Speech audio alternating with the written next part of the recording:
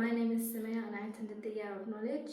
MashaAllah. So, if you would describe the Year of Knowledge program with 3 words, what would those 3 words be? Journey, faith, and knowledge. MashaAllah, tabarakallah. Do you feel like the Year of Knowledge program affected you in any way?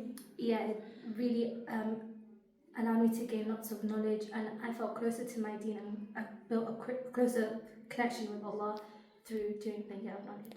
MashaAllah, tabarakallah. If you have any message that you would like to share with sisters who are maybe thinking about attending such a program, what would that be? It's an amazing program. I highly recommend it.